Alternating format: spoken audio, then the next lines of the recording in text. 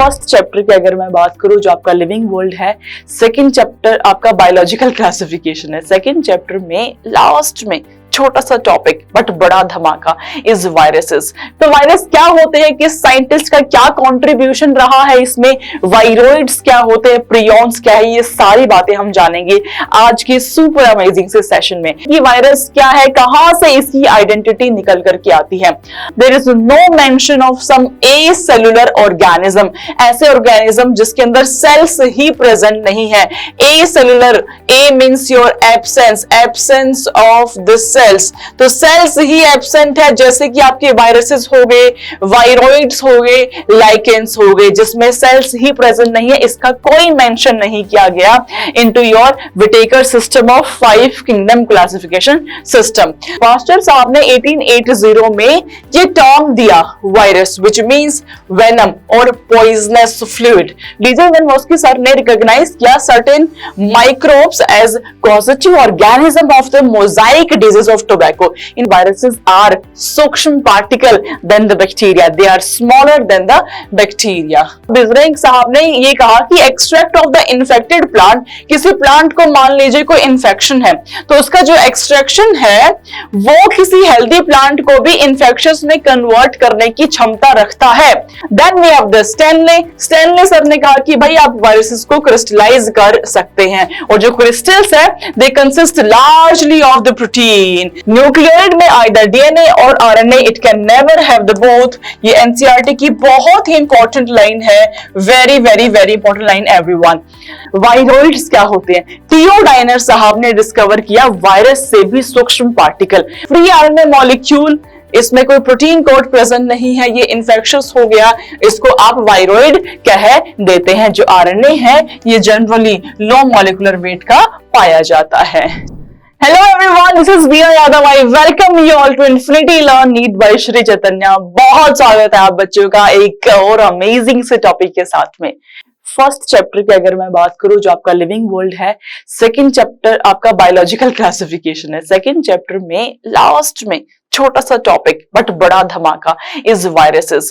Covid के आने के बाद से इस टॉपिक की इंपॉर्टेंस बढ़ती ही जा रही है हर साल, इसीलिए एग्जामिनर आपका हर साल इस टॉपिक पे एक सवाल पूछ लेता है। तो वायरसेस क्या होते हैं, वायरसेस के साथ में अटैच्ड है वायरोइड्स एंड प्रियॉन्स, बहुत ही छोटा सा टॉपिक। तो सूक्ष्म से भी सूक्ष्म पार्टिकल की हम बात करेंगे आज इस छोटे से सेशन में। ऑलराइट एवरीवन, तो वायरस क्या होते हैं, किस साइंटिस्ट का क्या कंट्रीब्यूशन रहा है इसमें, वायरोइड्स क्या होते हैं, प्रियॉन्स क्या है, ये सारी बातें हम जानेंगे आज के सुपर अमेजिंग से सेशन में। So let's get started everyone.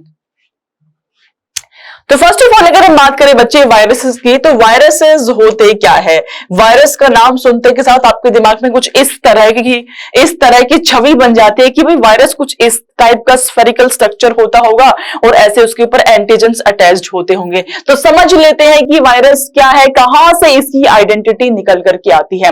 अगर हम बात करें क्लासिफिकेशन सिस्टम की, तो विटेकर साहब ने बहुत ही समझदारी एंड सूझबूझ से सारे के सारे ऑर्गेनिजम्स को क्लासिफाई कर दिया था इनटू 5 डिफरेंट किंगडम्स। पहला Monera, then Protista, Plantae, Animalia and Fungi. उन्होंने कहा कुछ ऐसे ऑर्गेनिजम्स भी है जो बाकी सबसे बिल्कुल डिफरेंट है, उसको उन्होंने फंजाई के अंदर रख दिया। लेकिन उनसे छोटी मोटी त्रुटि एक ये हो गई कि he was unable to place viruses into any of the kingdom. किसी भी किंगडम में वो वायरस को नहीं प्लेस कर पाए। ना सिर्फ वायरस, वायरोइड्स, लाइकेंस, माइकोरेजा, इस टाइप की किसी भी ऑर्गेनिज्म का वो प्लेसमेंट नहीं कर पाए। तो in the 5 kingdom classification system of Whittaker there is no mention of some acellular organism, ऐसे ऑर्गेनिज्म जिसके अंदर सेल्स ही प्रेजेंट नहीं है। Acellular, a means your absence of the cells, तो सेल्स ही एब्सेंट है, जैसे कि आपके वायरसेस हो गए, वायरोइड्स हो गए, लाइकेंस हो गए, जिसमें सेल्स ही प्रेजेंट नहीं है। इसका कोई मेंशन नहीं किया गया into two your Whittaker system of 5 kingdom classification system. तो virus and viroids are acellular entities, ये बात तो हम समझ चुके हैं। इनमें कोई ट्रू सेल स्ट्रक्चर नहीं होता और ट्रूली हम इसको लिविंग भी नहीं बोल सकते हैं।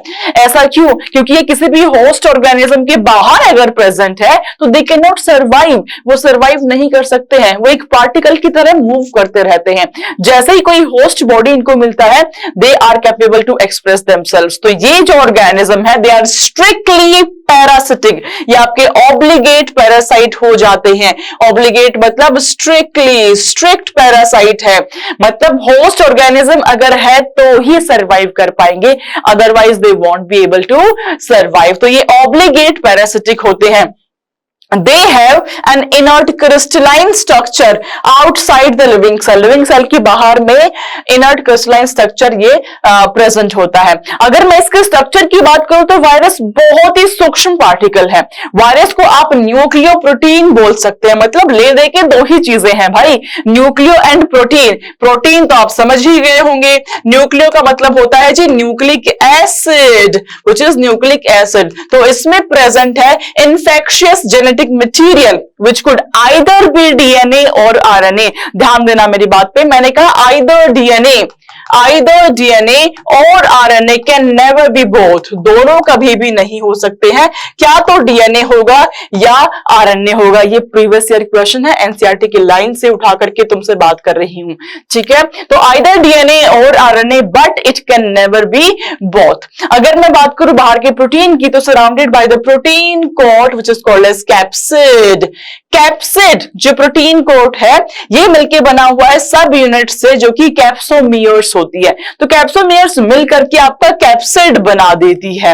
ये जो स्ट्रक्चर है it is neither living nor non living, ना तो मैं इसको लिविंग में रख सकती हूं ना ही मैं इसको नॉन लिविंग में प्लेस कर सकती हूं। ये ऑब्लिगेट पैरासाइट है और इंफेक्शियस डिजीज को कॉज करने की क्षमता रखते हैं। तो हम शुरुआत करते हैं कुछ डिस्कवरी से, किस किस साइंटिस्ट का अहम कंट्रीब्यूशन रहा फाइनली ये अंडरस्टैंडिंग एस्टैब्लिश करने में कि वायरस क्या होते हैं, कैसे इसका स्ट्रक्चर हमारे सामने आया। तो शुरुआत करते हैं बच्चे, शुरुआत करते हैं पास्चर साहब से। पास्चर साहब ने 1880 में ये टर्म दिया वायरस विच मींस वेनम और पॉइजनस फ्लूइड। पास्चर साहब ने कहा कि यार जो वायरस है ना, ये वर्ड हमने एक वेनम से लिया हुआ है क्योंकि ये किसी भी ऑर्गेनिज्म को इन्फेक्शन कोज कर सकता है, तो ये जहरीला पदार्थ हुआ, इसीलिए इसका नाम वायरस रखा गया। Moving on to D J Ivanovsky. D J Ivanovsky sir ने रिकॉग्नाइज किया certain microbes as causative organism of the mosaic disease of tobacco. इन्होंने कहा कि यार मोजाइक डिजीज ऑफ टोबैको को कॉज करने वाले कुछ ऑर्गेनिजम्स हैं। These were found to be smaller than the bacteria. ये बैक्टीरिया से भी सूक्ष्म पाए गए because they pass through bacteria proof filter. Bacteria proof filter आप मान लो एक छलनी के जैसा है, एक ऐसे छलनी है आपके पास में जो बैक्टीरिया को नीचे पास ऑन नहीं कर पाता, उसको आप बैक्टीरिया प्रूफ फिल्टर कहते हैं। तो वायरस उससे भी पास हो पाया, मतलब वायरसेस आर सूक्ष्म particle than the bacteria, they are smaller than the bacteria, ठीक है। चलिए जी, बिजरेंग साहब का क्या कंट्रीब्यूशन रहा। बिजरेंग साहब ने ये कहा कि extract of the infected plant, किसी प्लांट को मान लीजिए कोई इन्फेक्शन है तो उसका जो एक्सट्रैक्शन है वो किसी हेल्दी प्लांट को भी इन्फेक्शस में कन्वर्ट करने की क्षमता रखता है। तो मान लो मेरा ये अनहेल्दी प्लांट है, मेरा कोई अनहेल्दी प्लांट है जिसको इन्फेक्शन हो गया है, उससे अगर अनहेल्दी प्लांट से मैं कोई एक्सट्रैक्ट निकाल लूं तो इसके पास कैपेबिलिटी है, पावर है किसी भी हेल्दी प्लांट को इन्फेक्शियस करने की, व्हिच मींस ये जो फ्लूइड जो कंटेन कर रहा है this is your infectious living fluid, और उसी को इन्होंने कहा it is your contagium vivum fluidinum. It is your contagium vivum fluidum, ठीक है, ये आपके बिजरेंग साहब ने कहा। Then we have the Stanley. Stanley sir ने कहा कि भाई आप वायरसेस को क्रिस्टलाइज कर सकते हैं, और जो क्रिस्टल्स है they consist largely of the protein, largely protein से मिलकर के ही आपके क्रिस्टल्स बने हुए हैं। Now coming on to the structure of the virus. भाई वायरस में आपकी दो चीजें हैं, पहला तो है बच्चे आपका कैप्सिड, दूसरा है आपका न्यूक्लिक एसिड। जो न्यूक्लिक एसिड है it could either be DNA, ये क्या तो डीएनए हो सकता है या आरएनए हो सकता है, it can never be both. जो कैप्सिड है आपका, ये आपका कैप्सोमियर से मिलके बना है, मतलब ये तुम्हारा प्रोटीन पार्ट की हम बात कर रहे हैं। ठीक है जी, देख लीजिए ये आपका प्रोटीन कोट है, ये आपका न्यूक्लिक एसिड है which could either be DNA और RNA. We can also have envelope.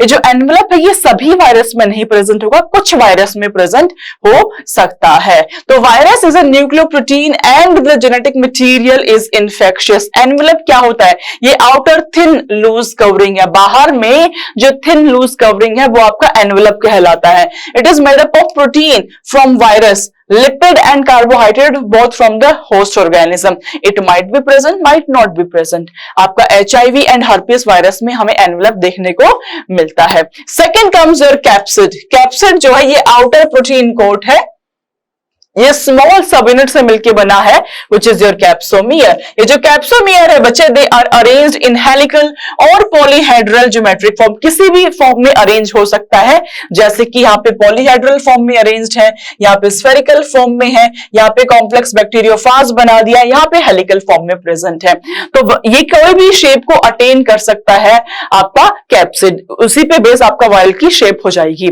Nucleoid में आइदर डीएनए और RNA, it can never have the both. ये एनसीईआरटी की बहुत ही इंपॉर्टेंट लाइन है, very very very important line everyone. Now जो viruses हैं they cause disease like mumps, smallpox, herpes, influenza, AIDS in humans is also caused by the virus. ये भी virus से ही कॉज होता है and they are very important example also. Plants की अगर हम बात करें तो symptoms can be Mosaic formation, leaf rolling, curling, yellowing and when clearing, dwarfing and stunted growth. ये सारे आपके प्लांट्स में सिम्टम्स देखने को मिल जाते हैं। This is all about your virus. इसके साथ में मैं छोटी सी इंफॉर्मेशन और अटैच करना चाहती हूँ बिकॉज वायरोइड्स वायरस के बिना अधूरा है। वायरोइड्स क्या होते हैं? टियोडाइनर साहब ने डिस्कवर किया वायरस से भी सूक्ष्म पार्टिकल। वो क्या होता है? ध्यान देना, मैंने कहा बच्चों जो वायरसेस हैं आपके, इसमें दो चीजें प्रेजेंट हैं। Number one genetic material, number two आपका प्रोटीन। नंबर टू आपका प्रोटीन। अब देखिएगा इसी वायरस से अगर मैं निकाल दूं, अगर खाली genetic material preferably RNA with low molecular weight, protein नहीं है सिर्फ आरएनए है आपका जेनेटिक मटेरियल, उसको मैं वायरोइड कह देती हूं, उसको मैं वायरोइड कह देती हूं। नंबर थर्ड पॉइंट आपका आ जाता है, ब्लैक कलर लेते हैं, अगर आपका जेनेटिक मटेरियल नहीं प्रेजेंट है, सिर्फ प्रोटीन में ही एक ऐसे फोल्डिंग हो गई है, अब नॉर्मली फोल्डेड प्रोटीन आपका बन चुका है, तो उसको हम प्रियॉन्स कह देते हैं, उसको हम प्रियॉन कह देते हैं। तो वायरस में तुम्हारा दोनों चीजें हैं, nucleic acid and protein. Nucleic acid could either be DNA और आरएनए। वायरोइड्स में आपका सिर्फ जेनेटिक मटेरियल है which is RNA with low molecular weight, protein नहीं प्रेजेंट है, और वही आपका RNA with low molecular weight infectious हो गया है, जिसको कि आप वायरोइड्स कह देते हैं। तो फ्री आरएनए मॉलिक्यूल, इसमें कोई प्रोटीन कोड प्रेजेंट नहीं है, ये इन्फेक्शियस हो गया, इसको आप वायरोइड कह देते हैं। जो आरएनए है ये जनरली लो मॉलिक्यूलर वेट का पाया जाता है, ठीक है। एंड प्रियॉन्स में your abnormally folded protein is basically infectious. Last but not the least is lichens. Lichens is symbiotic association of phycobiont and mycobiont. Phycobiont में आपका प्लांट का कंपोनेंट प्रेजेंट है, माइकोबायोंट में आपका फंजाई का कंपोनेंट प्रेजेंट है। दोनों का सिम्बायोटिक एसोसिएशन विच मींस ये एल्गी एंड प्लांट का सिम्बायोटिक एसोसिएशन होता है, जिसको कि आप लाइकेंस कह देते हैं।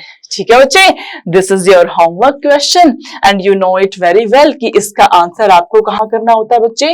कमेंट सेक्शन में। कमेंट्स में मुझे जरूर बताना कि आपको क्लासेस कैसी लग रही है, आपको टॉपिक समझ में आया है या नहीं आया। मैं पर्सनली आप हर बच्चे का आंसर करूंगी। आप कमेंट्स में जरूर लिखिए, आपको जैसा भी महसूस हो रहा है, कोई ऐसा टॉपिक हो जो आपके लिए प्रॉब्लमेटिक आप नहीं समझ पा रहे हो, उसको भी मैं सॉल्व करूंगी। उसके ऊपर मैं एक सेशन आपका जरूर प्लान कर दूंगी। तो मेक श्योर श्योर कि आप कमेंट्स में फुली एक्टिव हो, आप लिख रहे हो कि क्या टॉपिक आप मुझसे समझना चाहते हो। ऑलराइट एवरीवन, तो इसी के साथ अलविदा लेती हूँ, मिलेंगे हम कुछ ऐसे ही अमेजिंग से टॉपिक के साथ में। टिल देन अपना ख्याल रखें सारे बच्चे, खुश रहे अच्छे से। Sending lots of love and blessings to all my kids out there. Bye everyone, stay blessed, stay tuned. Bye everyone.